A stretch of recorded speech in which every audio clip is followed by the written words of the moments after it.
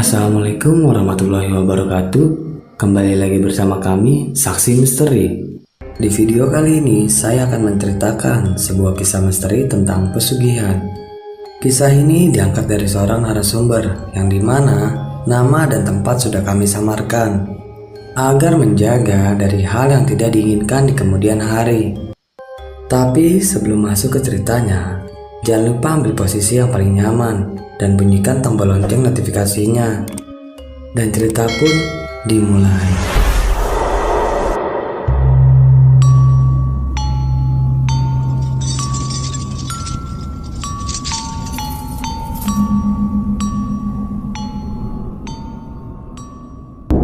Mencari pekerjaan di zaman sekarang memanglah tidak mudah. Apalagi cuma berbekal ijazah SMA seperti aku sekarang. Jangan harap bisa kerja di kantoran, apalagi berangan-angan duduk di bawah AC sambil menatap layar komputer. Itu cuma mimpi rasaku. Kakak pertamaku yang jelas-jelas sarjana komputer saja sampai saat ini belum mendapatkan pekerjaan. Padahal dulu lulusan terbaik di kampusnya. Aku rasa gelar sarjana saat ini tidak memberikan pengaruh apa-apa. Aku sendiri sampai detik ini belum juga mendapatkan pekerjaan. Ya, walaupun aku cuma lulusan sekolah tata boga, tapi skill memasakku di atas rata-rata. Walaupun aku seorang pria, keahlian masakku tidak kalah hebat dengan wanita-wanita di luaran sana. Sudah banyak begitu kursus dan seminar yang diadakan chef terkenal guna menambah kemampuanku. Bukan itu saja, berbagai sertifikat dan penghargaan memasak juga banyak aku dapatkan. Setelah lulus sekolah tata boga, aku memutuskan menyusul kakak keduaku yang sedang menyelesaikan kuliah perminyakan di kota Balikpapan. Berharap bisa mendapatkan pekerjaan di kota tersebut. Dengan memodalkan ijazah sekolah menengah atas dan berbagai macam sertifikat kursus memasak, aku mengadu nasib ke kota tersebut, berharap bisa diterima menjadi koki di hotel atau paling tidak di koki restoran ternama. Sudah bukan rahasia umum, kota Balikpapan merupakan kota sibuk memiliki banyak hotel berbintang. Bukan itu saja, karena di sana terdapat banyak perusahaan minyak yang dikelola asing. Sudah dipastikan kalau kota itu menjadi tempat persinggahan para ekspatriat. Namun kenyataannya, sudah 6 bulan ini aku kesana kemari melamar pekerjaan, tapi belum satu pun panggilan kerja ku terima. Sempat ada rasa putus asa menyelimutiku. Sempat pula aku berpikir untuk kembali saja ke kota kelahiranku, karena kota Balikpapan belum bisa mewujudkan mimpiku. Singkat cerita, siang itu setelah mengikuti job fair yang diadakan Dinas Tenaga Kerja, aku singgah sebentar ke salah satu rumah makan. Rumah makan ini bisa dibilang sangat terkenal, enak dan ramai pengunjung. Dari anak sekolahan hingga pegawai terlihat banyak makan di sini. Tempatnya juga cukup besar, hingga mampu menampung banyak pengunjung. Waktu mencoba makan di sana, sebagai seorang yang terbiasa memasak, aku rasa tidak ada yang spesial dari makanan yang dihidangkan. Namun anehnya banyak sekali pengunjung di rumah makan ini. Sempat berpikir mungkin karena harganya yang relatif murah, makanya menarik daya minat orang banyak. Setelah selesai makan dan hendak membayar, tanpa sengaja aku mendengar pembicaraan kasir dengan salah seorang temannya. "Gus, gimana? Kita belum dapat pengganti Mbak Rauda." "Mana susah lagi cari orang pinter masak, takutnya nanti dapat yang asal masaknya. Bisa-bisa pelanggan malah nggak cocok sama makanannya," ucap kasir. "Iya Mas Andi, padahal saya sudah posting di media sosial juga kalau tempat kita lagi buka lowongan kerja dan sedang cari orang yang pintar masak. Tapi sampai sekarang belum dapat juga," jawab temannya. Tanpa basa-basi, aku langsung menghampiri dan menanyakan perihal pembicaraan yang tanpa sengaja aku dengar tadi. Siapa tahu ini rezekiku bisa bekerja di sini. "Maaf Mas, saya tadi tidak sengaja mendengar kalau Masnya lagi cari tukang masak ya?" tanyaku. "Iya Mas, koki yang biasa masak di sini pulang kampung karena sakit. Jadi pada bingung cari penggantinya," jawab kasir tersebut. "Kebetulan saya lulusan tata boga Mas. Alhamdulillah punya skill masak dan sering ikut kursus chef terkenal juga. Kalau diizinkan, saya mau melamar. Siapa tahu saya beruntung bisa kerja di sini, jawabku. Wah, cocok. Boleh mas, besok siang mas kesini biar ketemu sama ownernya sekalian, jawab si kasir. Baik mas, besok saya kesini lagi. Semoga aja ini rezeki saya. Setelah menawarkan diri untuk bekerja di rumah makan tersebut, aku langsung pulang. Sepanjang jalan aku terus berdoa, semoga saja kali ini jadi rezekiku. Sehingga aku bisa bekerja di rumah makan tadi. Di samping tempatnya besar, pengunjungnya juga ramai. Itu bisa jadi penyemangatku buat bekerja nanti. Sesampainya di rumah, aku langsung berbicara dengan kakakku perihal aku ingin bekerja di rumah makan tersebut. Tanya kakakku, rumah makan yang di mana? Rumah makan yang di Simpang 4 yang selalu ramai setiap harinya. Bentar-bentar, maksudmu rumah makan yang ramai betul dekat Simpang 4 lampu merah tersebut? Iya betul mas. Pas aku makan di sana aja ramai banget, sampai ada ngantri nunggu meja yang kosong. Kamu yakin gue mau kerja di sana? Gosip-gosipnya rumah makan itu agak berbeda dari yang lainnya. Memangnya gosip apa mas? Rumah makannya nggak halal atau gimana? Tanyaku penasaran. Ah sudahlah, itu cuma gosip saja. Mungkin saja yang menyebarkan gosip saingan bisnis rumah makan itu. Yang penting kalau kamu kerja di sana harus tetap waspada dan jaga diri yang baik. Pesan kakakku sebelum ia pergi masuk ke kamar.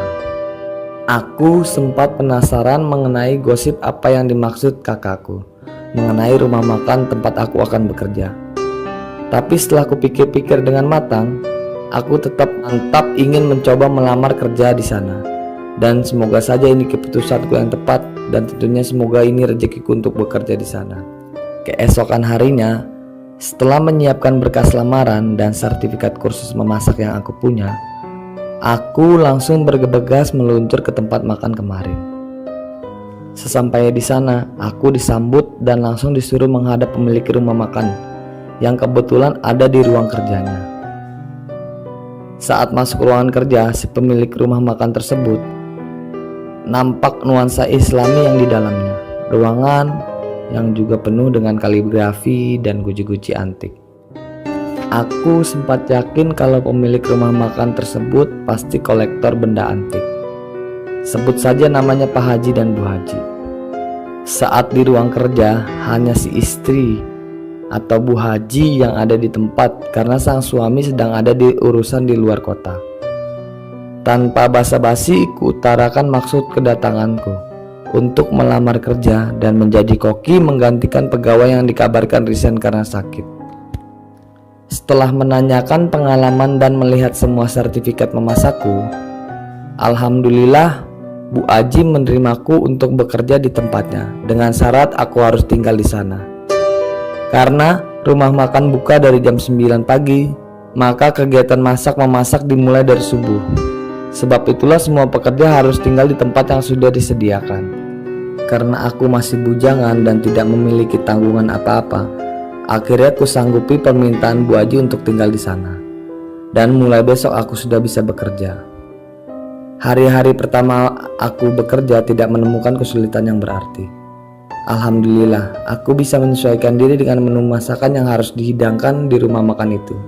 Malahan ada beberapa pengunjung rumah makan yang bilang ke kasir kalau masakan yang sekarang cita rasanya jauh lebih enak dari sebelumnya. Namun, ada satu hal yang masih mengganjal di benakku. Di lantai 1 tak jauh dari dapur tempatku memasak, ada satu kamar yang sepertinya cukup besar dan kamar itu tidak boleh dimasuki oleh orang sembarangan. Aku pernah bertanya pada Mas Andi selaku kasir yang sudah lama bekerja di sana mengenai kamar tersebut.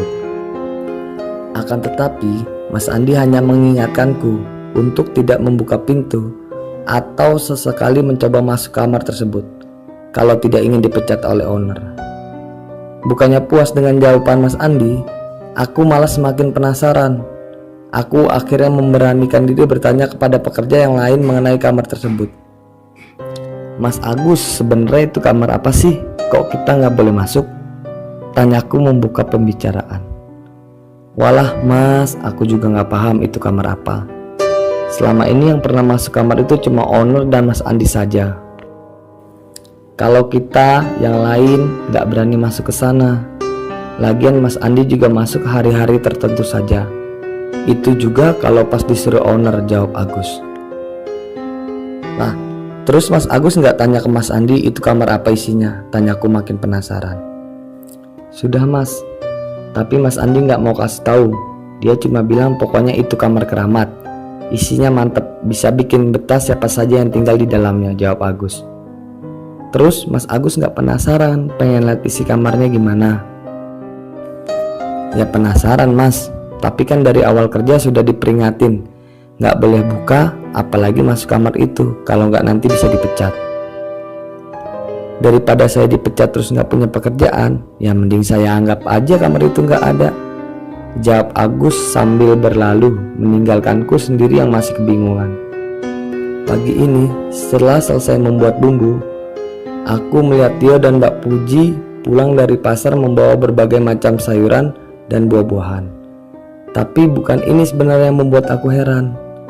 Ada satu keranjang yang isinya penuh berbagai macam bunga, dari mawar, kenanga, sedap malam, dan lain sebagainya. Aku yang penasaran akhirnya bertanya untuk apa bunga sebanyak itu dibeli. Tidak mungkin kan untuk dimasak? Mbak Puji, buat apa beli bunga banyak-banyak gitu? Mbak Puji mau mandi kembang ya? Tanyaku sambil bercanda. Ya biasalah, pokoknya ini pesanan Bu Aji, jawab Mbak Puji. Memang buat apa sih? Tanyaku kali ini pada Tio, yang terlihat serius sedang mencicipi buah-buahan. Benar kata Mbak Puji Mas, hehehe. Nanti Mas Agung tahu sendiri ini bunga sebenarnya buat apa, jawab Tio. Jawaban Tio dan Mbak Puji yang sekedarnya malah terkesan bercanda makin membuatku semakin penasaran. Sebenarnya untuk apa bunga sebanyak itu dibeli? Karena rasa penasaran sudah memenuhi otakku, aku kembali bertanya pada Mas Agus yang dari tadi awal memang lebih terbuka padaku. Mas Agus, itu Tio sama Mbak Puji beli bunga segitu banyak buat apa? Mau disayur? Tanyaku sambil tertawa. Kan besok itu 1 suro, Gung. Bu Aji biasanya beli bunga dan buah setiap bulan sekali atau pas tanggal 1 suro. Buah sama bunga itu ditaruh di kamar dapur, jawab Mas Agus sambil menuju kamar yang ia maksud. Iya, kamar keramat yang tidak boleh dimasukin orang sembarangan. Buah sama bunga ini buat sesaji ya Mas? Atau buat apa Mas? Kalau buat malam 1 suro kan biasanya buat yang gaib-gaib, tanyaku makin penasaran. Yo, aku nggak ngerti Gung. Aku juga dulu penasaran waktu awal-awal kerja. Buat apa beli bunga, buah banyak-banyak gitu? Wong yang di kamar aja buahnya nggak rusak-rusak biarpun sudah 1 minggu di dalam kamar. Terus kalau sudah lama gitu buah sama bunganya dibuang atau dibiarkan saja menumpuk di kamar Mas? Biasanya dibagikan sama Bu Aji ke kita-kita, para pegawai. Anak-anaknya sih bilang buahnya masih bagus, cuma rasa aja yang hambar. Gak ada manis-manisnya atau ketutnya sama sekali, jawab Mas Agus. Bu Aji punya peliharaan kali Mas, jawabku. Spontan buat Mas Agus sedikit melotot ke arahku. Hus, jangan ngomong sembarangan, nanti kedengaran bahaya Gung. Saya dulu juga mikirnya begitu. Tapi ya cari aman aja lah, daripada saya kenapa-napa. Saya pura-pura gak tahu aja lah pokoknya. Kamu juga Gung, hati-hati kalau ngomong, takutnya nanti bikin kamu susah sendiri, pesan Mas Agus seraya meninggalkanku yang masih kebingungan. Panjang lebar bertanya pada Mas Agus nyatanya tak memberi jawaban yang aku harapkan. Aku tetap saja masih diliputi rasa penasaran. Setelah seharian memasak makanan para pengunjung, tiba waktunya rumah makan tutup. Hari ini rumah makan tutup lebih awal dari biasanya. Malam ini juga jadwal para pekerja off karena besok rumah makan tidak buka. Bu Haji dan Pak Haji memberikan 2 kali hari libur dalam sebulan untuk para pekerjanya. Pada saat off libur kerja, ada beberapa pekerja yang memilih untuk pergi jalan-jalan. Ada yang pergi menjenguk sanak saudara, ada juga yang memutuskan untuk pulang ke rumah, bertemu keluarga masing-masing. Aku sendiri memutuskan untuk tetap di mes, tempat kami para pekerja tinggal karena kakakku sedang pergi keluar kota.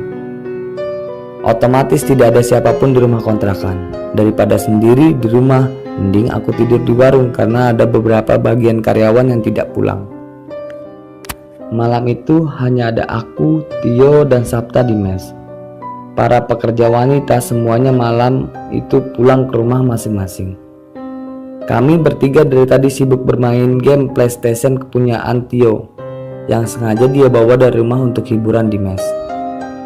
Setelah puas bermain, aku memutuskan untuk turun mandi karena kamar mandi memang letaknya ada di lantai bawah. Setelah selesai mandi dan hendak kembali ke atas, tanpa sengaja aku melihat kamar keramat yang letaknya di pojok rumah itu, pintunya sedikit terbuka. Dengan penuh penasaran, pelan-pelan aku berjalan menuju kamar itu. Setibanya di depan kamar, alangkah terkejutnya aku. Terlihat dengan jelas Mas Andi ada di dalam kamar tersebut, sedang meletakkan buah dan bunga-bunga di atas meja panjang. Tak lama, Mas Andi juga menyalakan lilin yang ada di atas meja. Yang membuatku tak kalah terkejut, isi kamar itu sendiri. Ruangannya serba kuning, gorden berwarna kuning, taplak meja berwarna kuning, lalu meja sendiri seperti terbuat dari perunggu dan di atasnya ada tempat air berbentuk bulat yang sudah pasti berwarna kuning juga. Perlahan aku semakin mendekat dengan pintu kamar. Kulihat dengan jelas ada ranjang juga di kamar itu. Ranjang berukuran besar dilengkapi kelambu berwarna kuning. Karena takut ketahuan, pelan-pelan aku mundur meninggalkan kamar dan naik ke lantai 2. Sesampainya di kamar, kembali aku tanyakan ke teman-temanku perihal kamar yang barusan aku lihat. Kalian pernah gak sih lihat isi kamar di bawah itu apa? Sabta yang tadinya sedang asik bermain langsung menoleh ke arahku. Aku sih gak pernah tahu isinya apa. Yang aku tahu gak boleh buka, apalagi masuk ke dalam, jawab Sabta. Pasti Mas Agung mikirnya itu kayak kamar peliharaan bapak dan Bu Haji kan? Pertanyaan Tio pas dengan apa yang aku pikirkan saat ini. Kok kamu tahu ya aku mikir begitu? Lah iya, wong dulu aku mikirnya juga begitu kok Mas. Sama persis kayak Mas Agung. Dulu waktu awal-awal kerja di sini, aku sempat heran kenapa itu kamar kayaknya keramat betul, sampai semua pekerja nggak boleh masuk ke dalamnya. Batinku, wah pasti ini ada yang gak beres. Jangan-jangan Pak Haji dan Bu Haji punya peliharaan yang ditaruh di kamar itu, cerita Tio. Apalagi setelah aku mulai kerja di sini, ada beberapa karyawan di sini yang meninggal dunia. Tapi menurutku meninggalnya gak wajar. Sontak penjelasan Tio kali ini berhasil membuat rasa penasaranku semakin memuncak. Gak wajar gimana maksudmu? Apa mereka meninggalnya di rumah ini? Meninggalnya sih memang bukan di rumah ini Mas, tapi kayak bergantian gitu loh. Pertama Mbak Rahmi, gak ada angin, gak ada hujan, tiba-tiba aja dia minta berhenti kerja dengan alasan orang tuanya sakit keras. Terus gak ada yang ngurus, makanya dia minta berhenti kerja karena mau ngurusin kedua orang tuanya. Lalu 3 atau 4 hari setelah kepulangan Mbak Rahmi ke kampung, malah dia meninggal dunia, padahal yang sakit kan orang tuanya bukan dia. Kata adiknya, Mbak Rahmi meninggal karena serangan jantung. Terus 2 bulan kemudian si Bambang meninggal dunia ketabrak truk waktu pulang ke rumah saat jadwal off kerja. Nah yang terakhir si Sinta berhenti kerja karena mau menikah. Belum sempat nikah malah meninggal juga. Kata orang tuanya tiba-tiba meninggal waktu dia lagi tidur siang di rumahnya. Kan ganjil Mas. Walau dipikir-pikir, masa sih Mas orang tidur tahu-tahu meninggal? Penjelasan Tio berhasil membuat bulu kuduku bergidik.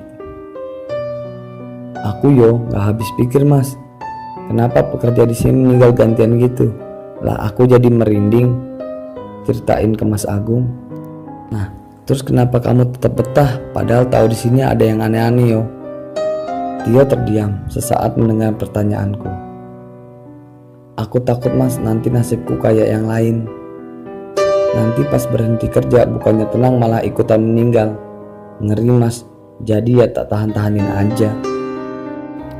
Anggap aja aku gak ngerti apa-apa blas, jawab Tio sedikit berbisik ditambah raut wajahnya yang tampak semakin serius.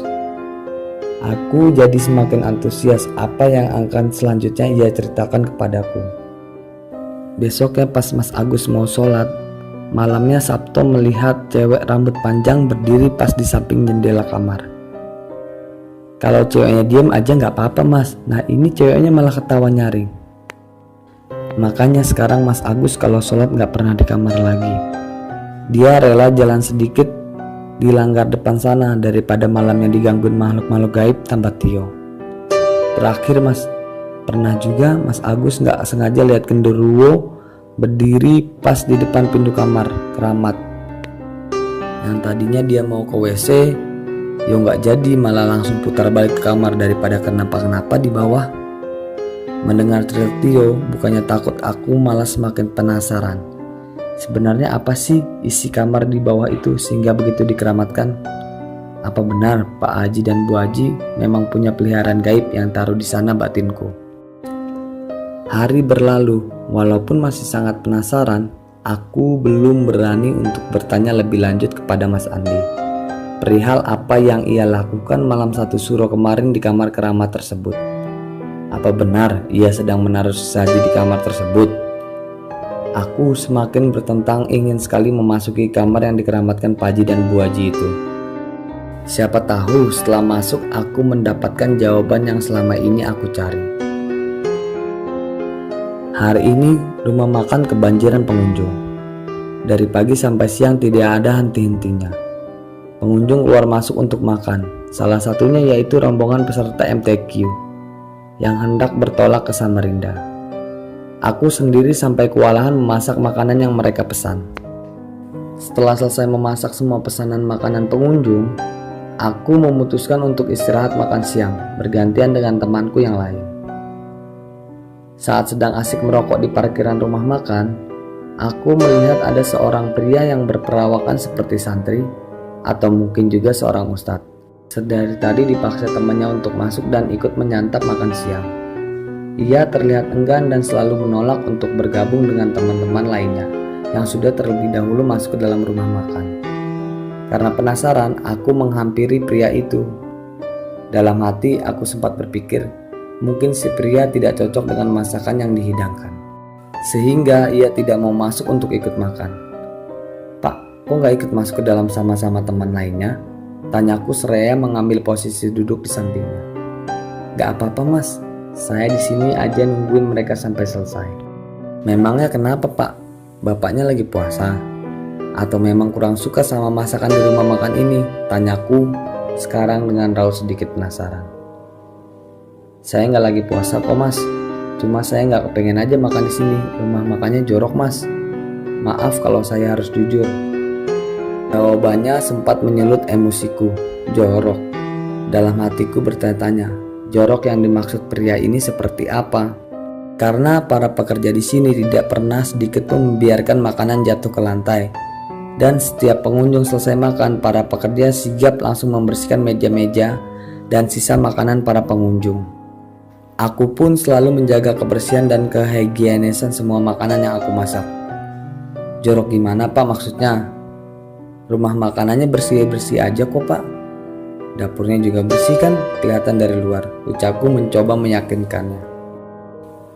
"Mas coba lihat, itu piring makanannya lagi dijilatin sama jin mas," ucapnya sambil menunjuk ke arah tumpukan piring di dalam rumah makan.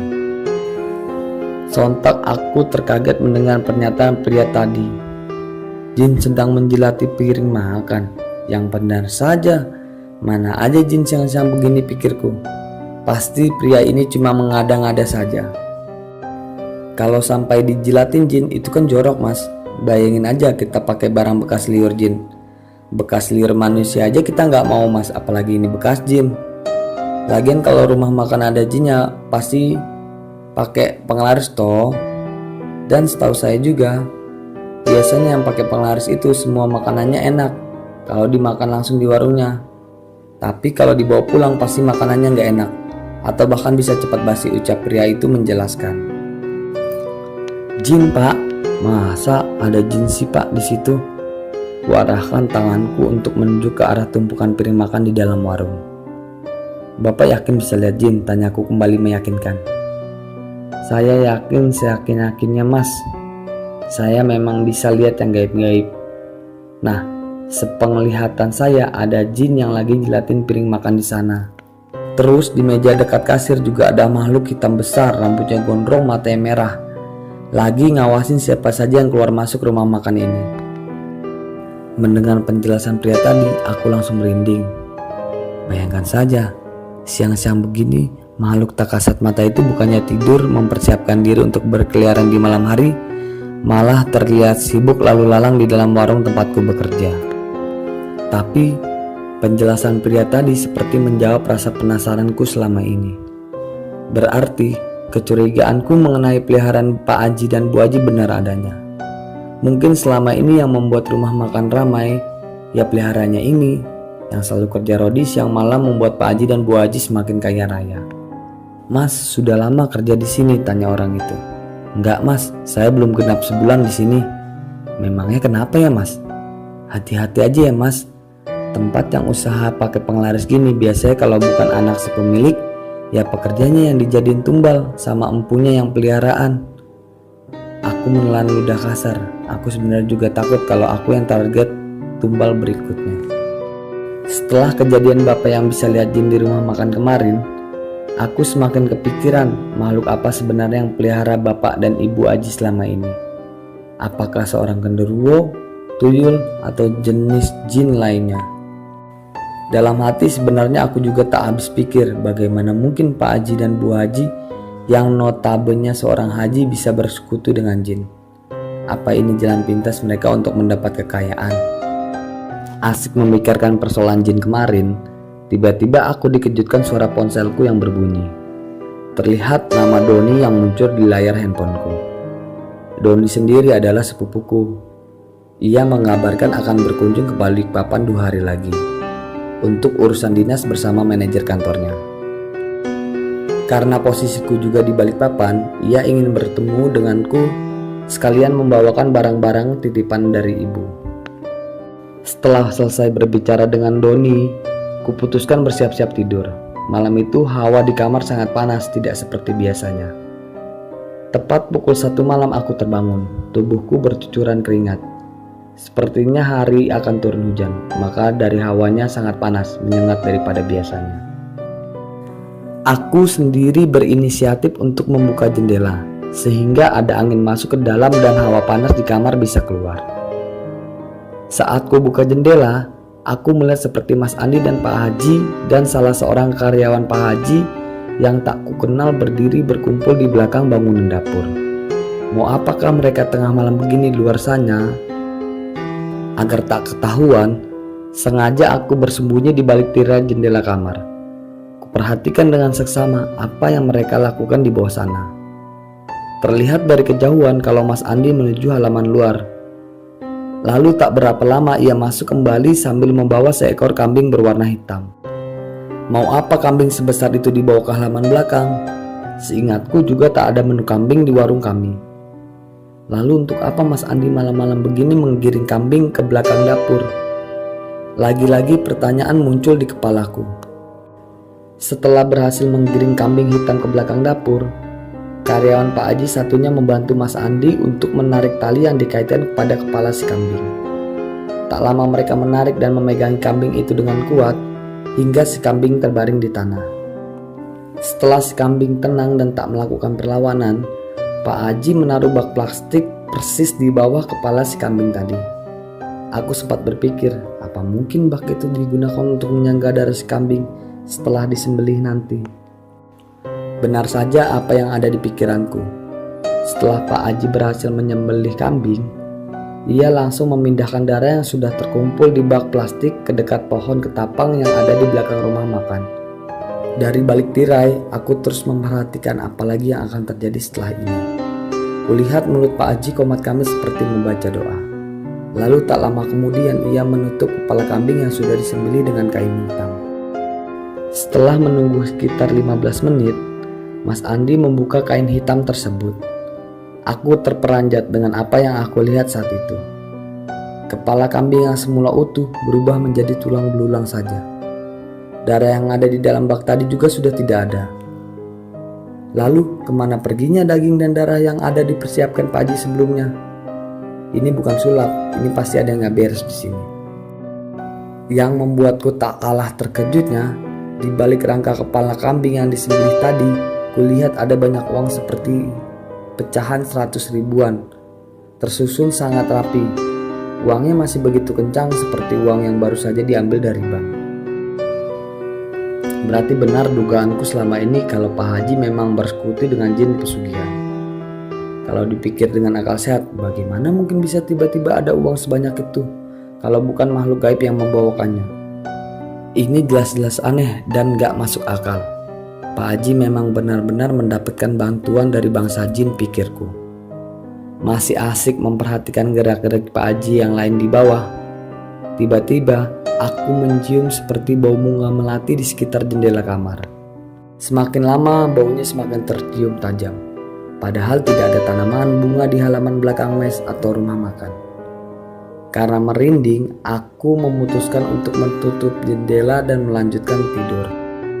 Baru saja hendak menutup jendela, aku dikejutkan dengan kehadiran sosok wanita berbaju merah terbang seperti hendak menghampiriku.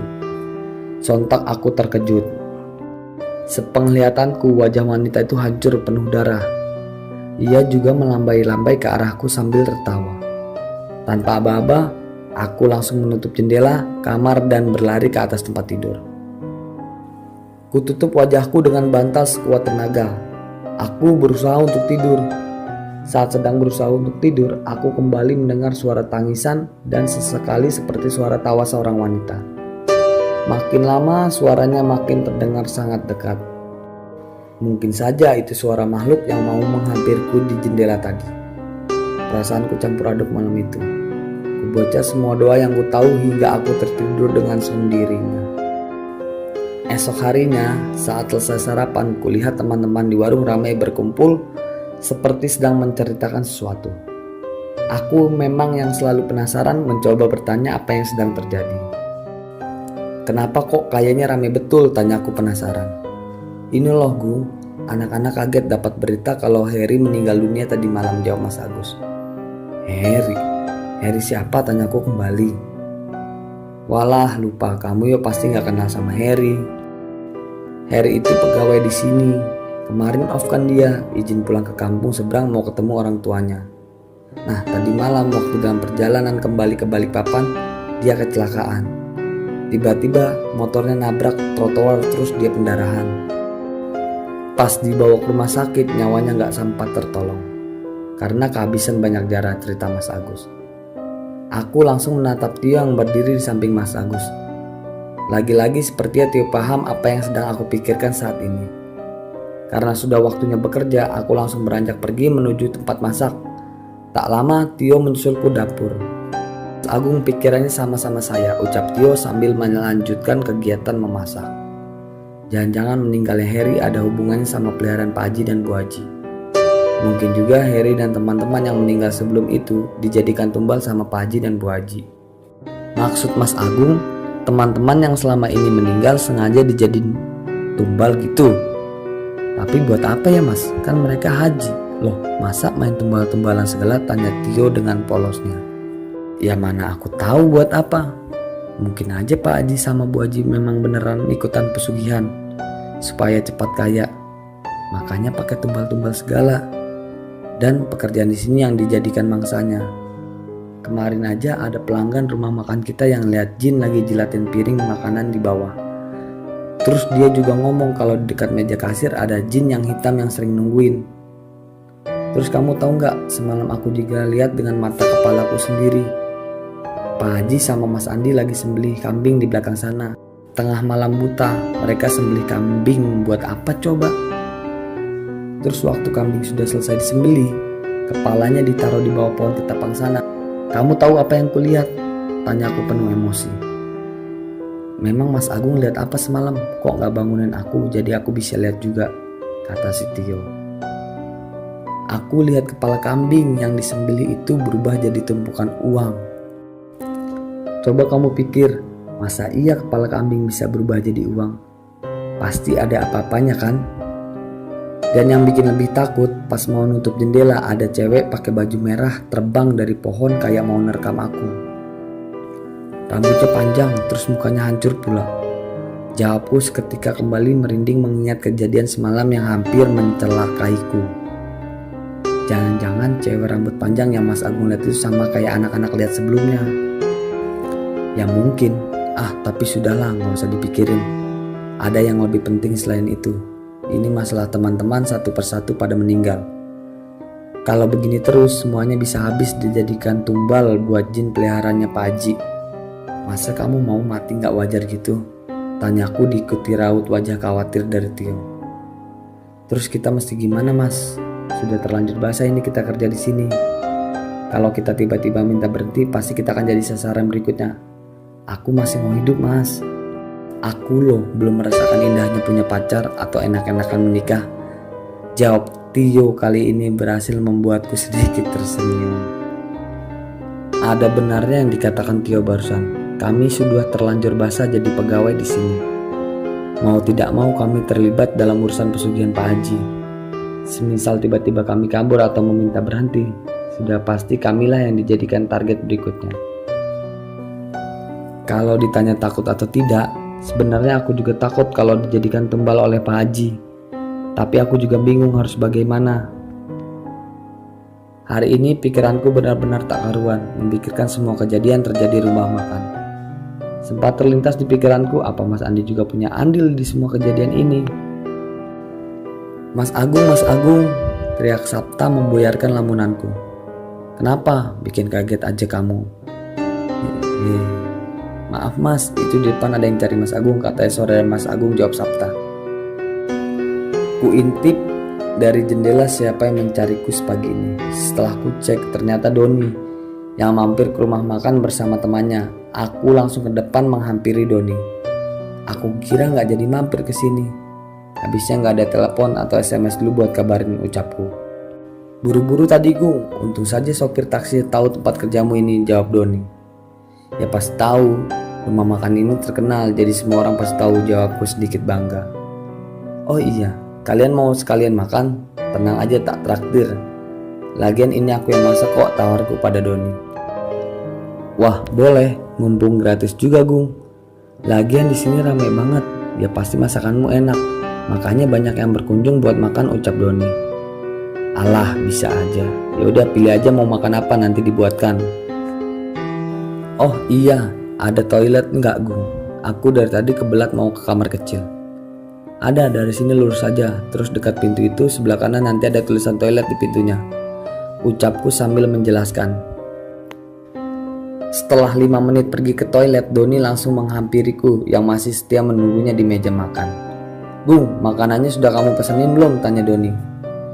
Ya belum, kan kamu belum milih mau makan yang mana. Jadi mau makan terus minum apa?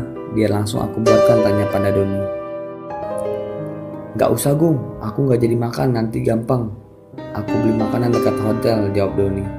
Loh, memangnya kenapa? Mau kembali ke hotel sekarang? Baru juga sampai. Kok tiba-tiba jadi buru-buru gini? Tanyaku penasaran melihat raut wajah Doni yang mulai tak enak. Gung, kamu kerja di sini udah berapa lama sih? Ada guratan serius dan penuh tanya yang Doni pancarkan dari wajahnya. Belum lama, baru juga mau 2 bulanan, jawabku. Terus kamu tahu kalau di sini rumah makannya pakai penglaris atau pesugihan gitu? Aku mulai menyadari kemana arah pembicaraan Doni kali ini. Maksudnya, kamu tahu nggak tadi pas aku di toilet lewat dapur, terus sengaja aku lihat banyak penunggu rumah makan ini yang lagi jilatin sayuran di meja situ. Kamu harus tahu juga salah satu penunggu yang mukanya maaf penuh luka, kotoran dan nanah. Lukanya itu netes-netes ke makanan yang dimasak. Itu yang bikin aku jijik mau makan di sini Gung, ucap Doni menjelaskan. Aku menepuk jidatku. Aku benar-benar lupa kalau Doni memang punya kemampuan melihat makhluk gaib sedari kecil. Mendengar penjelasan Doni mengenai penunggu dapur, seketika perutku merasa mual. Sama seperti Doni, aku pun merasa jijik kalau tahu makanan yang aku makan ternyata sudah dimacam-macami sama makhluk lain. Terus kamu lihat apa lagi Don? Sebenarnya aku juga sudah ngerasa ada yang aneh sama rumah makan ini. Gak cuma kamu yang ngomong soal penunggu yang terlihat di dapur itu. Kemarin juga ada pengunjung yang bisa lihat. Asal kamu tahu saja, para pekerja di sini juga pada meninggal bergantian beberapa bulan terakhir ini, ceritaku. Jangan-jangan mereka dijadikan tumbal sama bos kamu Gung, lanjut Doni. Sama, pikiranku juga sama denganmu. Aku sebenarnya pengen berhenti dari kemarin, tapi aku takut. Aku takut kalau aku yang bakal dijadikan mangsa berikutnya. Kamu ke Ustadz saja minta tolong buat di pagar gaib atau apa gitu, biar nggak diganggu sama peliharanya bos kamu, Gung. Daripada kamu kenapa-napa, kamu mau apa mati konyol di sini, saran Doni. Iya juga sih, omongan kamu ada benarnya juga. Ya udah, nanti aku cari tahu dulu di mana Ustadz yang bisa kasih pagar gaib buat jaga-jaga balasku. Ucapan Doni mengenai pagar gaib ada benar juga menurutku. Siapa tahu kalau sudah di pagar gaib, aku dan teman-teman yang lain bisa selamat dari gangguan makhluk gaib yang ada di warung. Gung, kamu ngelamunin apa? Aku lagi mikirin soal pagar gaib itu loh. Di sini aku merantau, jadi ya nggak tahu di mana harus mencari pertolongan. Ya kamu banyakin sholat sama ngaji aja, Gung, biar nggak diganggu sama peliharaan bos kamu, saran Doni. Yo, aku sih sholat, terus cuman nggak pernah sholat di mes sekarang.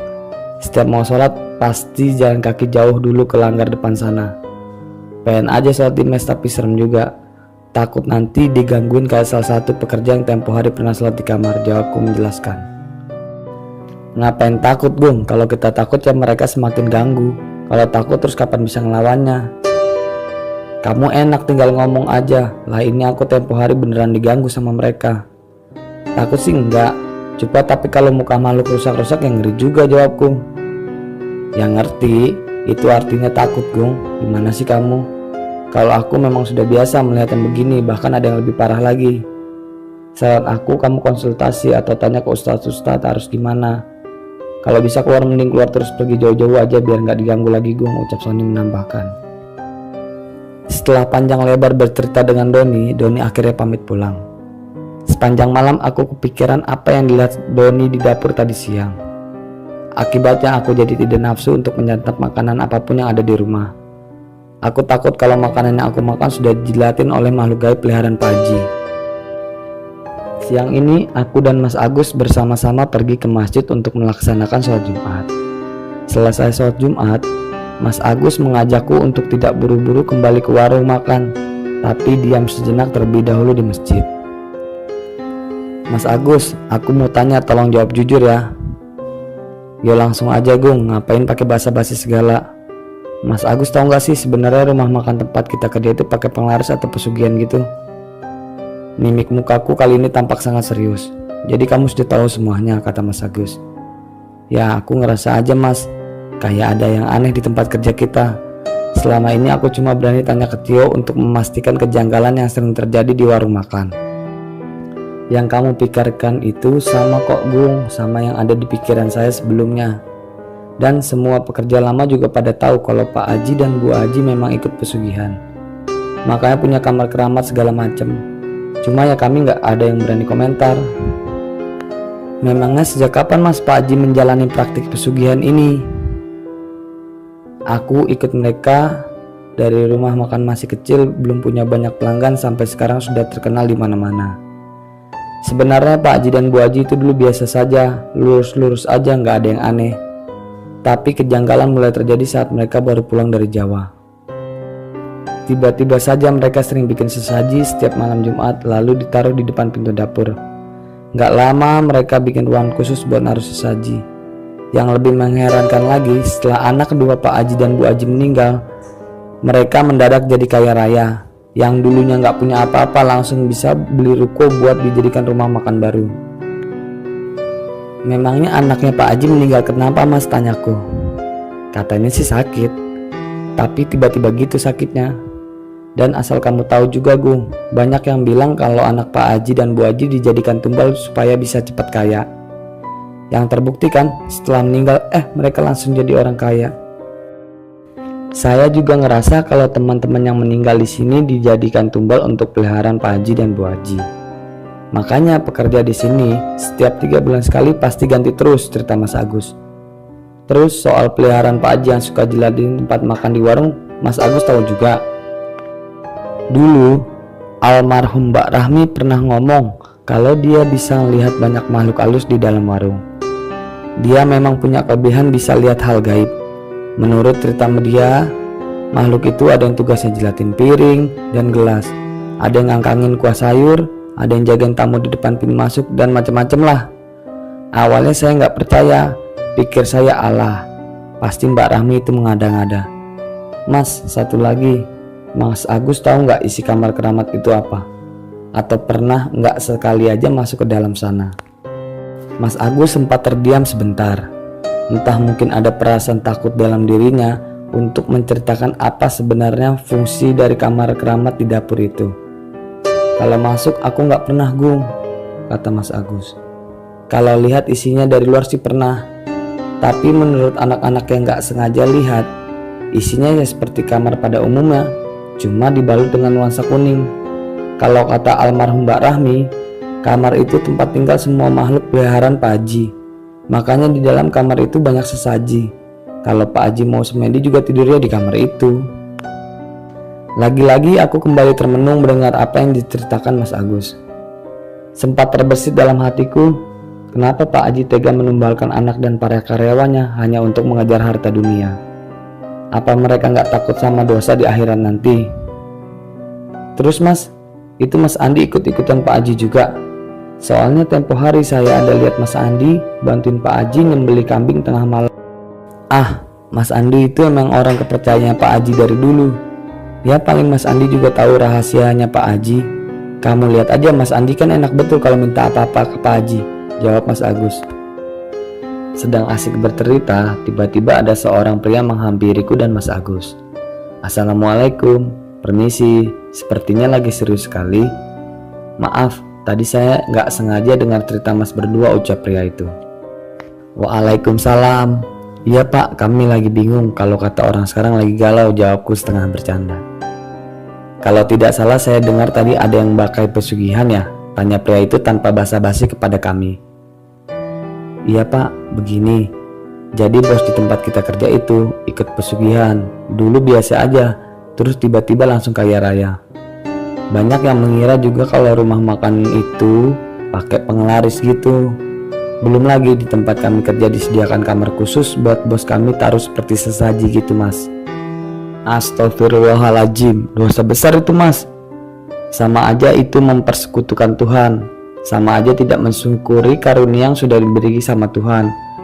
Saya dengar juga tadi katanya ada teman yang dijadikan tumbal juga ya Mas, tanya pria itu.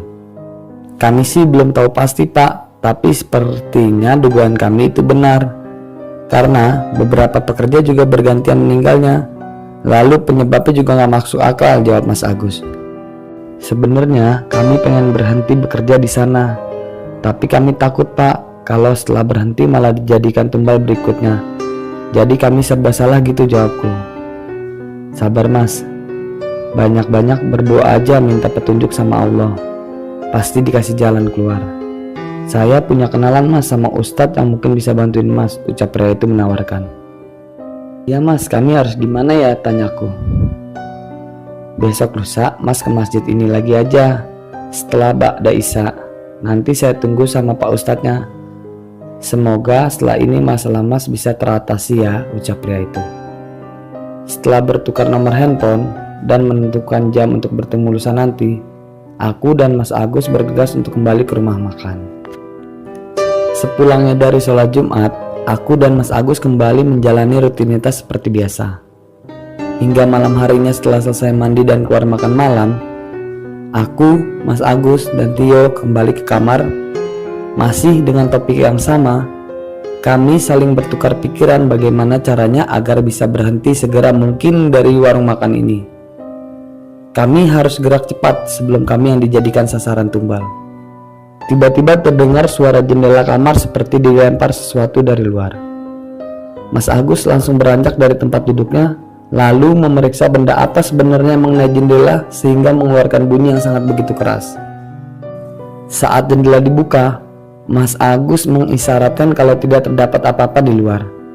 Aku yang penasaran ikut menghampiri Mas Agus, lalu mengamati keluar jendela. Namun sama seperti Mas Agus sebelumnya, aku juga tak melihat apa-apa. Tapi ada yang aneh. Saat kami mencium bau amis yang sangat menyengat. Mas, nyium gak? Tanyaku berbisik sambil melirik tajam ke arah Mas Agus. Iya, bau amis kan maksudmu?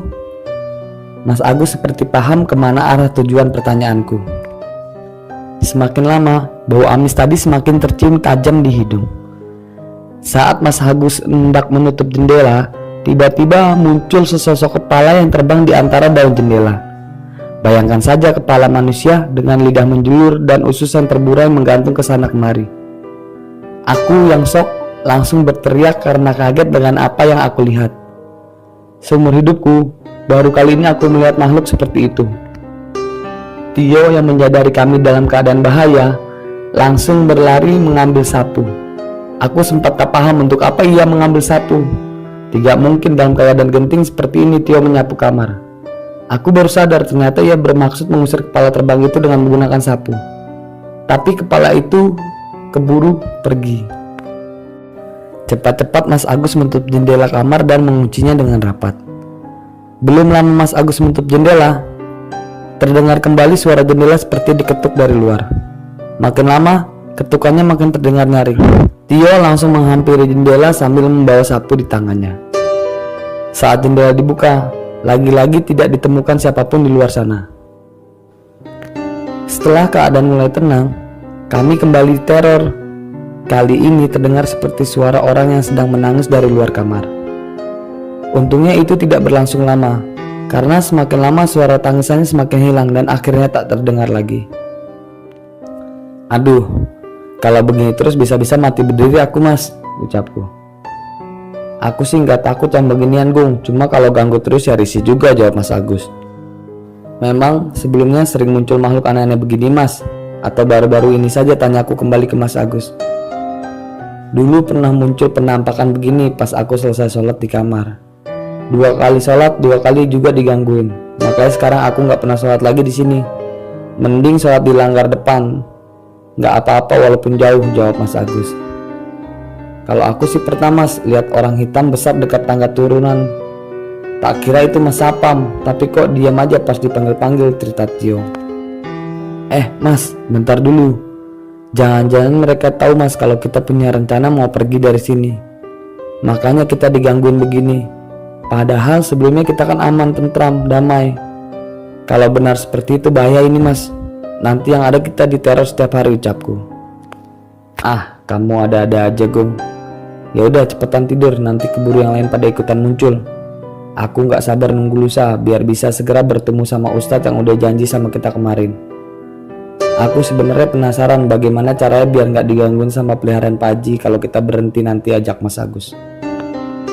Hari ini aku, Mas Agus, dan Tio sudah bersiap-siap ingin bertemu Pak Ustadz di masjid depan jalan. Setelah mandi dan makan malam, kami berjalan kaki menuju masjid tersebut. Tapi keanehan kembali terjadi. Sudah sekitar 10 menit kami berjalan kaki, namun tak juga sampai ke masjid yang kami tuju. Padahal jarak rumah makan ke masjid cuma sekitar 300 meter saja. Mas, ngerasa gak sih ada yang aneh dari tadi? Tanya Tio, yang mulai menyadari ada yang ganjil sedari tadi. Iya, dari tadi jalan kita kok gak sampai-sampai ya? Kayak muter di sini-sini aja, tanya Mas Agus. Aduh, mati kita. Yakin deh, pasti dikerjain lagi sama makhluk gaib, ucapku mulai cemas. Aku beristighfar dalam hati berharap ini cepat selesai. Kalau tidak, sudah dipastikan kami bisa tua di jalan. Dari tadi nggak sampai-sampai. Kulirik Tio, dia sibuk menoleh ke kanan ke kiri.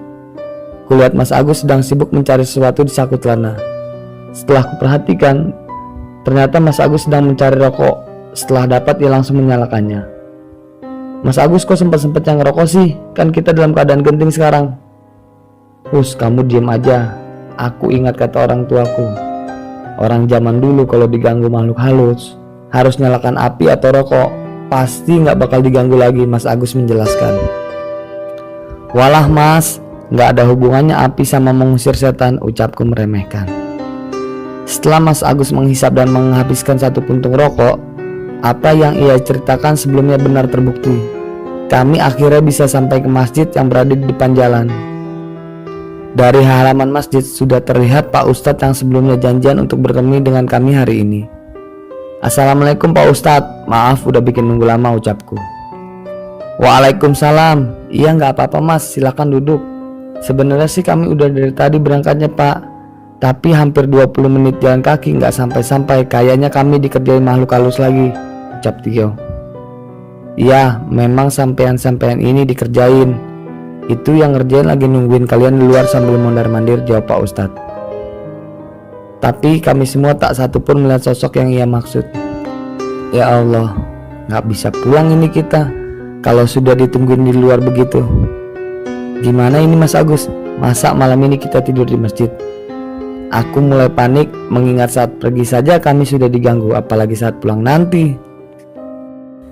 Memangnya yang gangguin kami kali ini siapa Pak Ustadz? Tanya Tio mulai penasaran. Biasa Mas, makhluk halus yang badannya gede terus kulitnya hitam. Pasti ngerti maksud saya itu, jawab Pak Ustadz sambil tersenyum. Walah Pak Ustadz, gak usah dilanjutin lagi. Saya paham yang Pak Ustadz maksud itu siapa. Pasti genderuwo yang nunggu di luar. Sudah, tenang saja, kata Pak Ustadz. Kalau kalian takut nanti saya temanin kalian pulang bertiga. Insya Allah kalian bisa sampai di rumah dalam keadaan selamat. Oh iya, saya sudah dengar permasalahan kalian dari teman saya. Jadi bos kalian ikut pesugihan dan tumbal-tumbal segala macam gitu ya, tanya Pak Ustadz. Iya Pak, jadi kami mesti gimana ya? Kami sudah gak betah kerja dan tinggal di sana. Tapi kalau berhenti, kami takut dijadikan tumbal berikutnya. Kali ini Mas Agus yang ambil bagian menjelaskan pada Pak Ustadz. Hidup dan mati itu hanya hak Allah Mas. Kenapa harus takut sama makhluk ciptaan Allah? Semakin kalian takut, mereka senang ganggu. Lagian orang yang pakai pesugihan gak lama masanya Mas. Terus meninggalnya juga bakal susah matinya. Ya mudahan aja bosnya Mas cepat-cepat sadar terus mau tobat. Jadi kami mesti gimana Pak Ustadz? Ya paling tidak gak diganggu lagi sama mereka setelah berhenti kerja, tanyaku. Mudah aja Mas, kata Pak Ustadz. Yang pertama, Mas semua harus rajin sholat dan rajin mendekatkan diri sama Allah. Gak boleh bosan minta perlindungan sama Allah. Insya Allah Mas semua pasti selamat, jawab Pak Ustadz singkat. Ah, masa cuma begitu saja Pak Ustadz? Apa gak ada cara signifikan yang harus dilakukan supaya nyawa kami gak terancam? Ucapku. Seperti diberi pagar gaib, jimat, atau melakukan ritual yang bisa membuat kami jadi terlindungi. Aku sempat gerutu dalam hati, karena aku merasa solusi yang diberikan Pak Ustadz sepertinya tidak efektif. Kok diam aja Mas, tanya Pak Ustadz. Masnya ragu. Pertanyaan Pak Ustadz tiba-tiba menyadarkanku dari lamunan. Saya tahu, pasti Mas mikir masa iya hanya dengan sholat dan menyerahkan diri saja sama Allah semuanya bisa selesai. Gini Mas, mulai besok Mas bisa ikutin cara yang saya ajarin. Jadi setiap Mas masuk kamar atau tutup jendela, biasakan baca minimal bismillah. Syukur-syukur kalau Mas semua hafal ayat kursi. Perbanyak ngaji surat Al-Baqarah. Dan yang terakhir, kalau malam ini kalian sempat, siramkan air yang saya kasih ini ke seluruh ruangan rumah tempat tinggal kalian, ucap Pak Ustadz sembari memberikan sebotol air mineral kemasan besar kepada kami. Ini air apa Pak Ustadz, tanyaku. Itu air yang biasa sudah saya campur daun bidara dan sudah saya bacakan surat untuk meruqyah rumah. Insya Allah setelah disiramkan seluruh ruangan di rumah gak ada lagi yang bakal ganggu Mas semua. Pak Ustadz, satu lagi. Jadi kami beneran gak perlu jimat, bakar kemenyan, atau pagar gaib untuk melindungi diri kami dari gangguan makhluk halus yang ada di rumah, tanyaku meyakinkan. Gak perlu lah Mas pakai jimat-jimat pelindung, bakar kemenyan, sebagian buat menghindari makhluk halus. Nanti jatuhnya syirik Mas, malah dapatnya dosa. Yakin aja Mas sama Allah. Insya Allah berguna buat ngelindungin Mas. Coba deh kalau gak percaya, tambah Pak Ustadz. Setahu aku kalau pakai jimat-jimat atau bakar kemenyan, yang ada bukan ngusir makhluk gaib, tapi malah ngundang mereka semua buat datang ke tempat Mas. Sepertinya Tio ada bener juga kali ini. Apa jadinya kalau mereka datang semua ke kamarku? Setelah panjang lebar mendengar penjelasan Pak Ustadz, kami bertiga memutuskan untuk pulang. Saat keluar masjid, terasa hawa dingin menyelimuti kami. Sepanjang jalan pulang kami bertiga hanya diam, tak banyak bicara. Berbeda pada saat kami berangkat tadi. Sampai pada saat Mas Agus menyadari ada sosok wanita tengah mengikuti kami. Kok merinding ya Mas, bisikku pada Mas Agus. Ya gimana nggak merinding? Masa kamu nggak lihat itu di atas pohon beringin ada siapa? Mas Agus memajukan bibirnya seperti memberi isyarat ada Mbak Kunti di sana. Terus kita mesti gimana Mas, tanyaku. Ya sudah, kita baca surat-surat pendek aja yang kalian hafal. Sesampainya di warung, kami bertiga langsung bergegas naik ke kamar.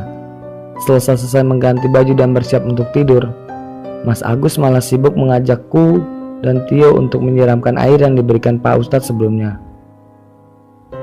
Aku, Mas Agus, dan Tio langsung keluar kamar dan menyiram serta menyisiri tiap sudut ruangan, memastikan tidak ada satupun tempat yang terlewatkan. Setelah menemani Mas Agus dan Tio menyirami seluruh bagian warung dengan air pemberian Pak Ustadz, tiba saatnya kami bersiap kembali naik ke lantai atas. Baru saja ingin melangkah menuju tangga, kami melihat Mas Andi masuk dari arah belakang menuju kamar keramat. Kami langsung sembunyi di balik meja agar Mas Andi tak menyadari keberadaan kami, yang jelas-jelas sedang mengintip kegiatan apa yang sedang dilakukannya. Mas Andi terlihat jelas sedang membawa nampan berisi makanan dan minuman. Mungkin saja itu sesaji untuk makhluk gaib di dalam sana. Setelah menaruh sesaji dalam kamar, Mas Andi kembali mengunci pintu kamar dan pergi ke arah keluar. Mas, dari tadi nyiram air, Mas udah nyiram kamar keramat itu belum? Tanyaku penasaran pada Mas Agus. Menurutmu, Gung, kata Mas Agus. Mas kok nanya balik? Ya aku nggak tahu Mas, kan kata Pak Ustadz harus disiram semua ruangan tanpa terkecuali. Ya belum lah Gung. Gimana caranya mau nyiram kalau kamarnya dikunci, jawab Mas Agus. Gimana kalau kita curi saja kuncinya? Kan kuncinya biasanya digantung di ruangan tengah situ Mas, ucapku seraya menunjuk tempat yang dimaksud. Yaudah aku saja Mas yang ambil kuncinya. Tio pun melangkahkan kakinya menuju ruangan tengah tempat di mana kunci kamar itu diletakkan. Aku dan Mas Agus menunggu Tio dari balik meja warung. Melihat Tio sudah memasuki ruangan tengah, tak menunggu waktu lama akhirnya Tio kembali sambil membawa kunci yang dimaksud.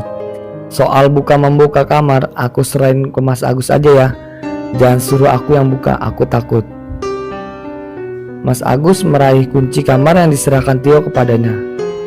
Pelan-pelan ia mencoba membuka kunci kamar yang dikeramatkan oleh Pak Haji. Dengan sekali tarikan akhirnya pintu berhasil dibuka. Namun naas saat pintu sudah terbuka, kami dikejutkan dengan kehadiran 3 genderuwo yang berdiri tegak di depan kami. Rambut gondrong, mata merah, kulit hitam legam, dan jangan lupa taring yang panjang, menyiratkan kalau mereka siap menerkam kami. Aku yang memang penakut memutuskan lari duluan tanpa menunggu aba-aba dari yang lainnya, dan akhirnya diikuti Tio dan Mas Agus di belakang. Jantungku serasa mau copot, ucap Tio. Telat dikit aja kayaknya kita bakal dimakan sama mereka, sahutku pada Tio yang terlihat masih mengatur napas. Aku nyerah Mas, nyerah, jawabku. Kalau Mas Agus mau kembali ke sana buat nyiramin airnya, aku nggak ikutan, sahutku. Kita pikirkan besok saja gimana caranya nyiramin air dari Pak Ustadz ini. Sisa kamar itu saja yang belum kita siram. Yaudah, ayo kita masuk kamar. Badanku sudah sakit semua dari tadi dikejar sama makhluk halus. Bentar Mas, ini kamar kok nggak bisa dibuka? Ku coba memutar gagang pintu kamar dan benar saja ucapan Tio. Kamar tempat kami tidur pintunya tidak bisa dibuka.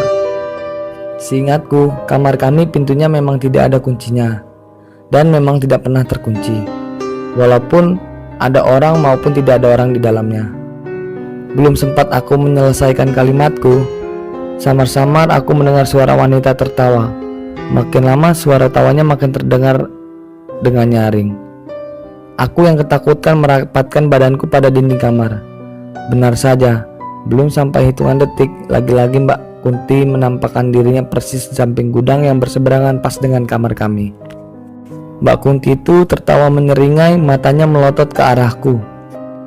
Mas Agus mau kemana Mas? Tiba-tiba saja Mas Agus berlari ke arah lantai bawah. Apa Mas Agus takut sehingga lari meninggalkan aku dan Tio berdua di depan kamar? Aku saling tatapan dengan Tio, ku isyaratkan agar Tio tidak meninggalkanku seperti Mas Agus barusan. Tak lama Tio dengan beraninya membaca surat-surat pendek Al-Quran yang dia hafal dengan nyaring dan lantang. Tapi apa yang terjadi? Mbak Kunti bukannya pergi malah tertawa mengolok kami. Semakin lama tawanya semakin menjadi-jadi. Kami hampir menyerah dengan semua cara yang sudah kami coba. Hingga terlihat Mas Agus datang kembali dari arah bawah dan langsung menyiramkan air ke arah Mbak Kunti yang masih setia berdiri depan pintu. Tak lama terdengar suara erangan disertai asap. Setelah itu Mbak Kunti hilang dari hadapan kami. Dan anehnya pintu kamar yang tadinya terkunci seketika terbuka dengan sendirinya. Oh iya Mas, aku ya penasaran, itu air apa yang sampean siram ke Mbak Kunti tadi, tanya Tio penasaran. Ini loh air yang dikasih Pak Ustadz. Waktu kita lari setelah lihat genderuwo itu, aku nggak sengaja jatuhin botolnya di bawah. Jadi ya tadi lari ke bawah nyariin botol ini dulu, untungnya mempan pas disiram ke Mbak Kunti. Terus sisa airnya kapan kita siramkan ke kamar keramat itu Mas, tanya Tio. Walah, siram menyiram aku nyerah wes. Nanti pas kita masuk genderuwonya nungguin di balik pintu lagi. Gimana kalau kita siram besok pagi aja sebelum warung buka, ajak Tio. Oke, besok pagi sebelum warung buka kita coba. Kalau kamu takut nanti aku yang siram dalam sana, kalian cukup jagain dari luar aja, ajak Mas Agus. Dan sepertinya rencana yang lebih baik, karena aku dan Tio cuma bertugas menjaga dari luar kamar. Oke deal, jawabku. Besok setelah subuh kita lancarkan aksinya. Sekarang kita tidur daripada keburu diganggu sama mereka lagi. Keesokan harinya sebelum sholat subuh, aku, Tio, dan Mas Agus bergegas menuju lantai bawah. Karyawan lainnya juga belum ada yang terlihat bangun pagi ini. Jelas saja karena saat ini masih setengah 5 subuh. Sedangkan teman-teman lainnya baru memulai pekerjaan jam 7 pagi. Tepat di depan kamar yang dimaksud, Mas Agus membuka kunci kamar secara perlahan. Seperti dari malam, hanya dengan sekali putaran, kamar keramat akhirnya terbuka. Aku sudah siap memasang kuda-kuda. Bukan untuk menghadapi makhluk halus, tapi kuda-kuda untuk melarikan diri jikalau genderuwo semalam kembali datang menghadang kami. Aman kayaknya, ucap Mas Agus. Mas Agus melanjutkan langkahnya masuk ke dalam kamar. Aku dan Tio masih berdiri di depan kamar sambil memeriksa sekitar, takut kalau ada orang yang melihat apa yang sedang kami lakukan. Tiba-tiba terdengar suara hantaman keras dari arah dapur. Aku sudah pasti kaget setengah mati, malah sudah bersiap-siap untuk melarikan diri. Sampai Tio memastikan dari mana suara itu berasal. Dan ternyata hanya seekor kucing yang tanpa sengaja menjatuhkan panci dari atas meja dapur. Aku lega bukan main. Kira Mbak Kunti atau genderuwo kembali melancarkan aksi untuk meneror kami. Gimana Mas Agus, sudah selesai belum? Tanya Tio yang sudah penasaran karena Mas Agus terlihat lama di dalam sana. Mas cepetan, kataku. Baru saja kami berinisiatif untuk menyusul Mas Agus sudah keluar disertai senyum yang lebar. Misi selesai, ayo cepat kita kembali ke kamar, ajak Mas Agus. Tanpa berucap sepatah kata pun, kami semua langsung bergegas kembali ke kamar. Sesampai di kamar, Tio langsung menutup pintu dengan rapat, takut kalau ada yang mendengar percakapan kami. Jadi gimana Mas, semua sudut kamarnya udah Mas siram, tanyaku.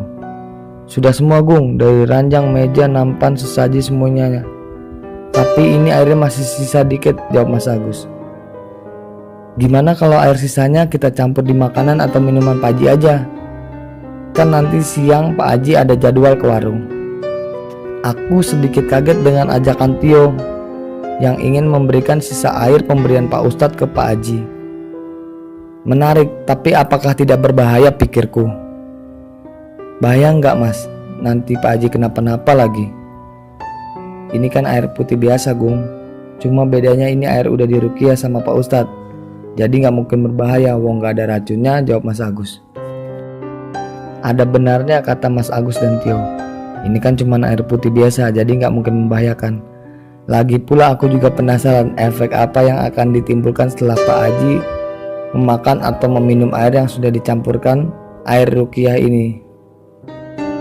Setelah itu, kami pun bergegas kembali ke kamar dan beristirahat sambil menunggu rumah makan buka dan Pak Haji datang untuk kunjungan ke rumah makan. Singkat cerita, rumah makan buka jam 10 pagi. Kami beraktivitas seperti biasanya. Sekitar jam 11 pagi, Pak Haji sampai di rumah makan. Kami pun bertiga merencanakan gimana caranya untuk mencampurkan air dari Pak Ustadz ke makanan atau minuman Pak Haji. Karena Mas Agus orang paling lama bekerja di antara kita bertiga, Mas Agus punya ide bagaimana kalau kita campurkan di kopinya Pak Haji saja. Kami pun bertiga sepakat, dan Mas Agus mendapatkan tugas membuatkan kopi ke Pak Haji. Selang beberapa lama, Pak Haji minta dibuatkan kopi. Lalu dibuatkanlah kopi dan diantarkan ke meja Pak Haji. Kami pun bertiga melihat dari kejauhan Pak Haji meminum kopi tersebut. Saat itu pun belum terjadi reaksi apa-apa.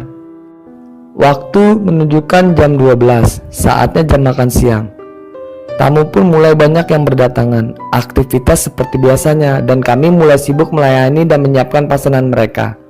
Di saat kami sedang di dapur, tiba-tiba terdengar suara teriakan dari salah satu tamu. "Ini makanan apa?" Kemudian kami menghampiri tamu yang berteriak tadi dan bertanya kepada tamu tersebut, "Kenapa Pak? Ada yang bisa dibantu?" Pengunjung tersebut bukannya menjawab tetapi malah membanting piring makanannya. Kami pun bertambah panik. Dan pengunjung tersebut berkata, "Ini makanan apa? Kok baunya amis darah dan bau busuk?" Tidak lama kami langsung memanggil Pak Haji. Dan Pak Haji pun bergegas mendatangi tamu tersebut. Yang membuat kami dan para pengunjung tambah terkejut adalah kami dan pengunjung melihat Pak Haji berubah sosoknya jadi menyeramkan, dengan wajah yang hancur dan penuh darah, serta mengeluarkan bau busuk yang sangat menyengat. Sontak para pengunjung pun berlarian meninggalkan rumah makan. Dimulai dari kejadian itu, rumah makan menjadi sepi pengunjung, dan kami pun tidak pernah diganggu oleh makhluk peliharaan Pak Haji. Dan tidak perlu waktu lama, rumah makan menjadi bangkrut. Kami bertiga, saya, Agus, dan Tio mengundurkan diri, diikuti dengan karyawan lainnya, terkecuali Mas Andi yang masih setia kepada Pak Haji. Setelah 1 minggu keluar kerja, kami mendapatkan kabar buruk bahwa Mas Andi meninggal dunia karena kecelakaan di depan rumah makan. Dan kemudian Pak Haji Bu Haji menjadi gila. Dan cerita pun selesai.